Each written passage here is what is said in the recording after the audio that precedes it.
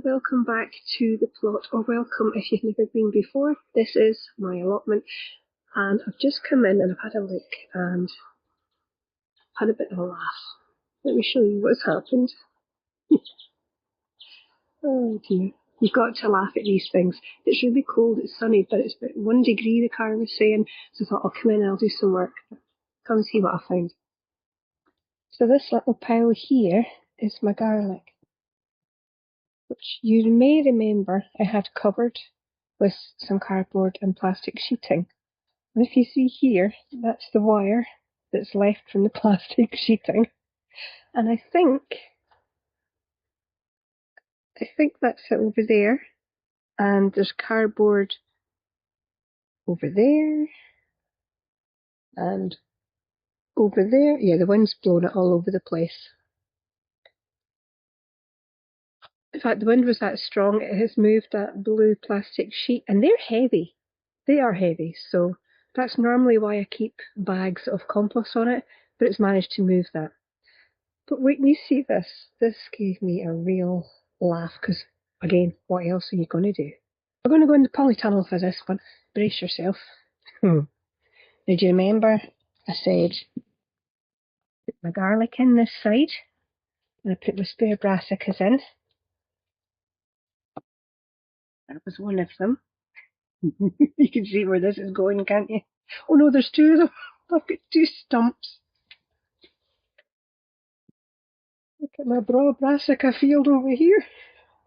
We've got the Stumpy number 1, Stumpy number 2, Stumpy number 3, almost looks like asparagus. One that they don't like, and Stumpy number 4.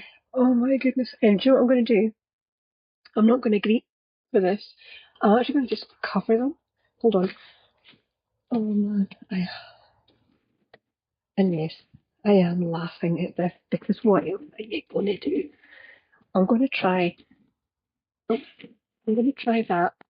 And I probably should have done it first, and they probably won't stay there, but I mean, it's moist enough in here, there's enough dampness. But, oh, yeah, I had to giggle. I thought, I'll come in and show them how the brassicas are doing, and then I thought, I opened the door and I was like,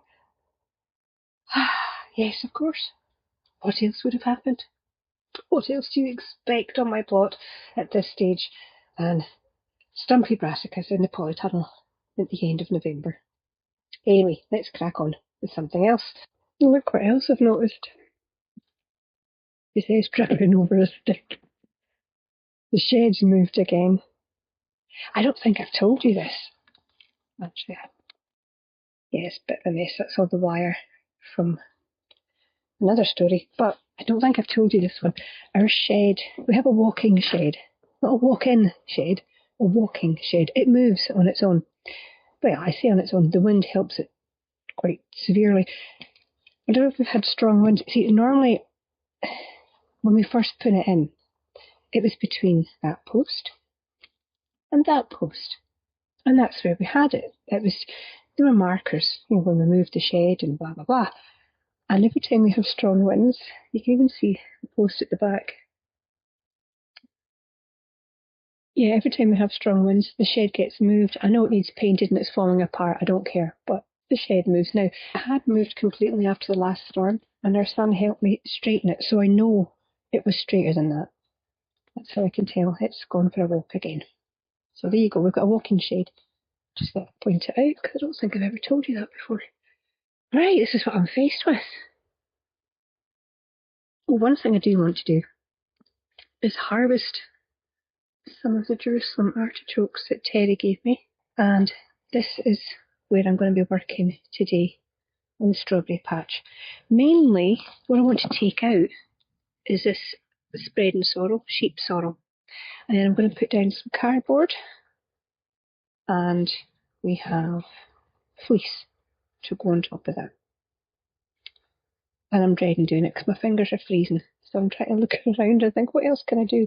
I also need to harvest some leeks and the beetroot. So I made a wee starting here, and then I thought I better harvest some of the stuff, before it gets too dark. But I've got to show you this. Here's some of the Jerusalem artichokes that I've taken out. And I had one stalk left, and I have to show you this. I've never grown them before. So there was, like, this stalk here was left. I thought, I'll take that. Look at this! Look at this! Jerusalem artichoke mothership. Look at this! Holy moly! Like I say, it's the first time I've ever grown them. Look at this beast! This is a beast of mighty nutritional fartness. That's amazing. It's amazing. I just wasn't expecting this much. Break off a little bit. Hold on. Oops, making a pile over there. Look at this. This is an obscene amount of growing.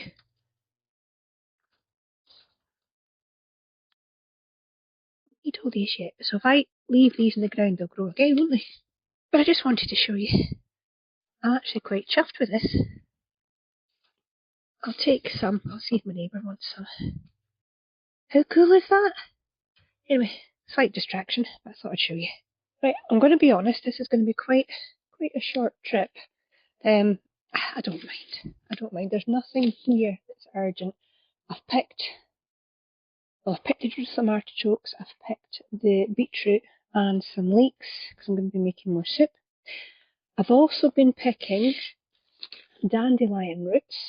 Now, do you remember, if you saw the last video, or the one, was it the last one? No, a couple of videos before, I talked about making dandelion coffee, and I'm going to make some, because I had somebody say, well, how do you do it? So I'm actually going to make another batch. I've got a little bit left, but I thought I'm going to make some anyway, so I can show you.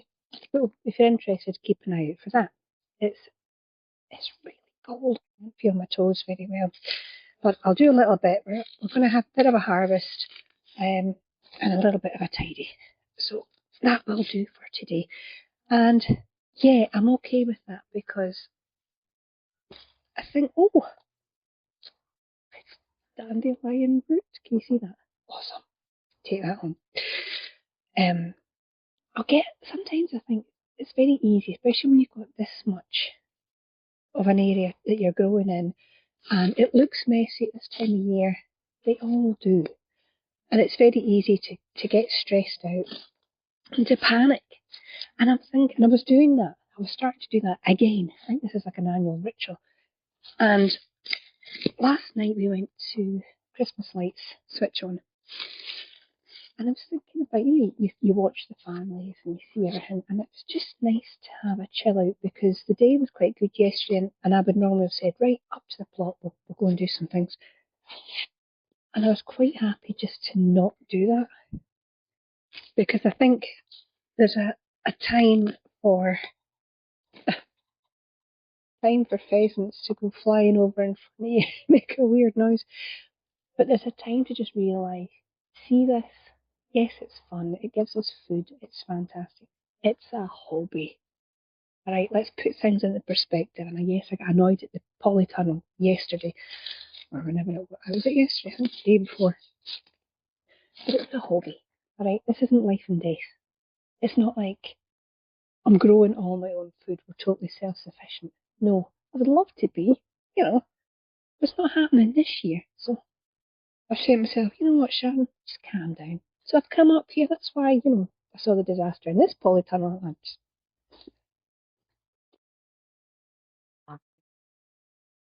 laugh at it.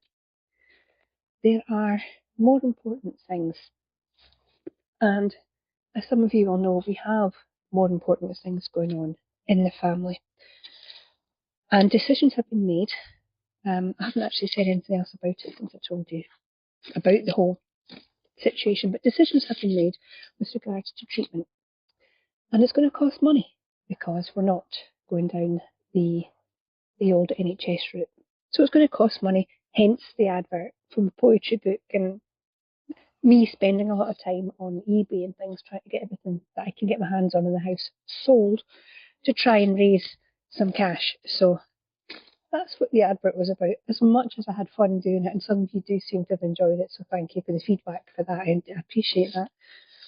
But yeah, you've got to do what you've got to do. And that's it. So bearing that all in mind, I thought, you know what, I'm dealing with a few weeds in the cold. I can do that. I can do that. That doesn't mean I'll never moan about it again. I'm going to make that perfectly clear. Because you know I will. I know I will.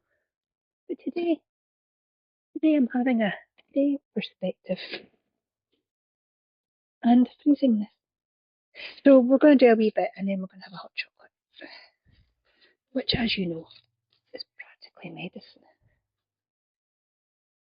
And I know I'm not going to get all of this spread and sorrel out either.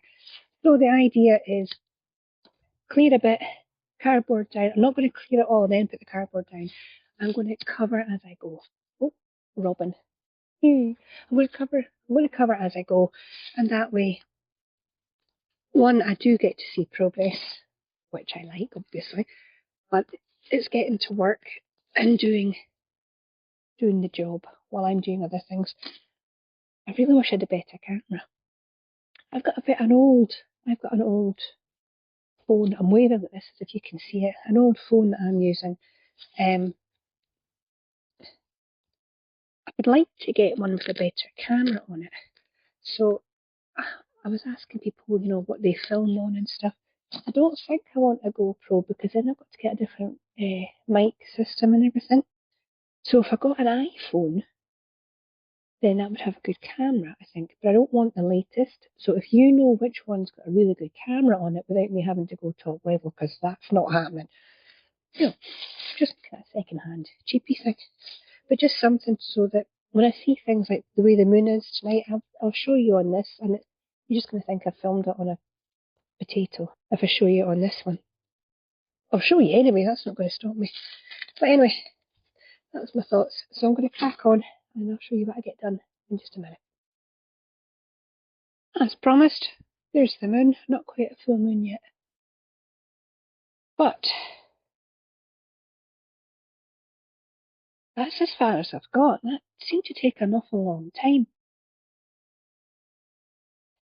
I know what you're thinking. If you're thinking anything like me, you're thinking that wool is down too thick. But I can't get it thin. It's all matted, stuck together. The plants are in there, nice and cosy. But the problem is that's one black bag. Because it had 3 of those bags in it, but one of them didn't really have much fleece in it. It was more rubbish she'd collected on the farm.